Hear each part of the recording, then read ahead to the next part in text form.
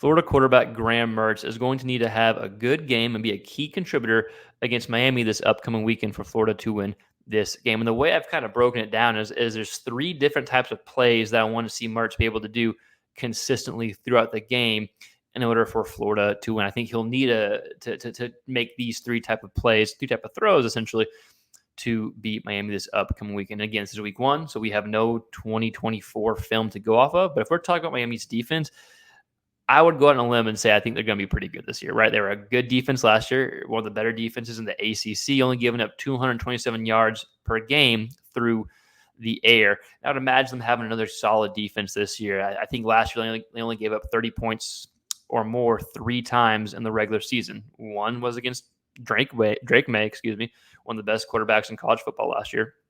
The other time was against Louisville. I think they got 31 in a win, I believe, maybe 38. And the other game was against Texas A&M, which Miami was already ahead handily. They already had the game in hand, and A&M was able to score to get past that 30 mark last year. But with that said, I think Miami's defense is going to be pretty solid. So with that said, what does Graham Mertz need to do? What are the three takeaways or the three keys I think Mertz needs to be able to do and perform for Florida to have success? And we're going to watch a few clips of film. We're going to dive into it here in about a minute or two that kind of demonstrates the point we're trying to get across, right?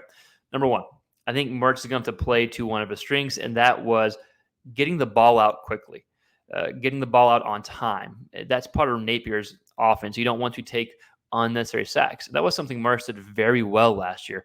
Only 8% of the sacks he took last year was his fault, according to PFF. So for some context, Quinn Ewers led the SEC last year. I'm grouping Quinn Ewers in his last year, 2023 performance. I'm just grouping him into SEC quarterbacks this year. He would have led the SEC with sacks being his fault of 25%. And Mertz was number one as far as sacks not being his fault last year at 8%. So continue to get rid of the ball quick to avoid sacks. Also, 47% of Mertz's throws, the ball was out in less than 2.5 seconds. It's tough to get to the quarterback if the ball is coming out quick, the ball is coming out on time, you have good rhythm, right? So number one for Mertz, lean into what made you good last year, even if you weren't chunking the ball downfield as much as maybe Gator fans want you to, at least initially. That's okay. Take what the defense gives you. That's point number two. Take what the defense gives you. Lean into it. They're going to give you these throws, then take it. Take these quick, short throws. Have the defense start creeping in. Lean into taking what the defense gives you. You want to control the game and control the clock. If you're on the field, Cam Ward's not on the field. That's a good thing, right? So number one, play to your strengths. Get the ball out quickly. We talked about how good he did that last year. Number two, take what the defense gives you. That kind of goes hand in hand. If you're taking what the defense gives you, you're probably getting the ball out quickly, right? So that's number one. That's number two. Number three is a little bit different. Number three, I think you are going to have one or two big completions to win this game. So number three is strategic deep shots built off of point number two.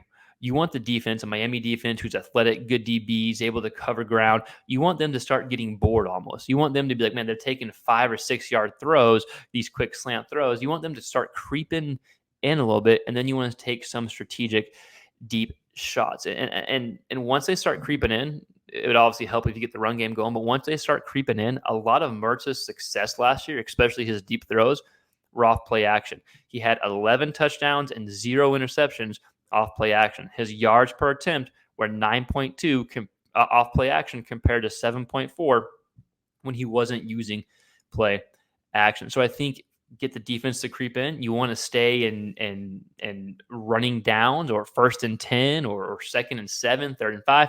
You want to stay in those downs where the run game is a threat. So Mertz can use play action to take the deep shots. We're going to see in the film we're about to watch here in a second.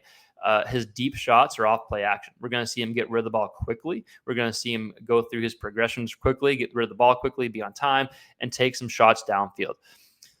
So with that said, let's watch these films. It's broadcast footage, so I apologize. The film's not perfect, but it does a good job getting the point across as far as Mertz playing to your strengths, taking what the defense gives you, get rid of the ball quickly, but also take some strategic shots downfield. And real quick, this is your first time tuning in to the channel. Thank you for watching. We put out SEC quarterback content on a regular basis, film breakdowns. We have 2 live shows per week. We're starting this week on week 1. So if that's your cup of tea, please like, share, and subscribe. So with that said, let's transition into this film breakdown, and we'll wrap the video up. All right, so here we're going to see a deep shot from Mertz, like we talked about. We want to get the defense to start creeping up. So we're going to see this safety here starts creeping up here. That's a play action run right here to this running back, right? So as we talked about, play action and then the deep shots. That was something Mertz had more success on, push the ball downfield, than just straight drop back without it. And I think these type of plays is something you can do against Miami if you can start get them to creep up. You can see the safety start creeping in just a little bit. We'll go ahead and play it here. Boom. Yeah, so you can kind of see the safeties coming up, and then too late, right? Boom. A little bit. No man's land. You got how many? 1, 2, 3, 4, 5, 6, 7 guys pretty much within 5 yards. Now you only have 4 DBs essentially to guard the rest of the field. So we're going to see, let's go ahead and play it here. Boom. So we're going to see play action. Safety's trying to get back in time. We're going to see Mertz hits Pearsall, number 1, running across the middle here. And then you can, I guess Mertz gets cut out of the video footage, but you can see still able to push the ball downfield, about 25-ish yard throw. Not quite 25. Yeah, about 24 actually. Yeah. Good throw there, right? So play action, push the ball downfield, get the defense out of position. Next clip, and the rest of these clips are actually all play action, I believe, from Mertz. Let's see if we go into, so we get to keep going. Yep, play action. We're going to see this is kind of a short to intermediate throw. This is what we want to see, but again, it gets the defense out of position. 1, 2, 3, 4, 5, 6, 7, all here. Notice the linebacker moved in here for the threat of the run. I'll delete all this. He moved in here from the threat of the run, and now he's going to try to recover. This is where Mertz goes with the ball, right where the backer probably should have been, if I'm not mistaken. All right, so we'll go ahead and play it. Let's see. Boom. Play it right. Ball comes out. Short to intermediate throw. Again, going through his progressions, but the use of play action, getting the defense out of position, ends up being a good throw there, right? Taking the defense gives you. This last clip we're going to watch is this a good example of Mertz getting rid of the ball quickly, something that we want to see, especially at the beginning of the game against Miami. We want to see him get rid of the ball quickly, right? So just to recap, I think he's going to have deep throws. I think he's going to have to lean into what he was good at, and that's taking what the defense gives you. And right here, get rid of the ball quickly. Don't let them get any pressure on you against another quick play action, and we're going to see this ball's out in like 2 seconds. Remember, 47% of his throws, the ball was out in 2.5 seconds here. Boom. Okay, so here we go. Sorry, I'm doing a new video thing, so give me a second to figure it out. So here we go.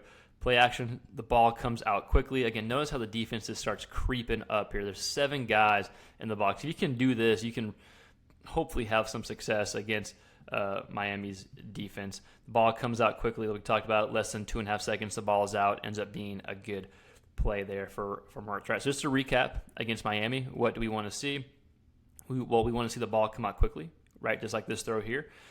Lean into what he does well. That's running Napier's offense, the ball coming out quickly like this throw here, avoiding any sacks, right? And then you want to take what the defense gives you. All these clips he took what the defense gave him, these 30 clips, right? Now, yes, play action really helped with that too, but he took what the defense gave you.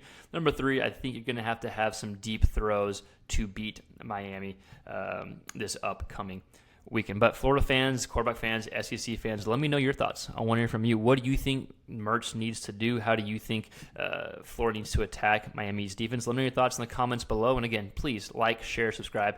It really does help. We'll see you next time. Peace.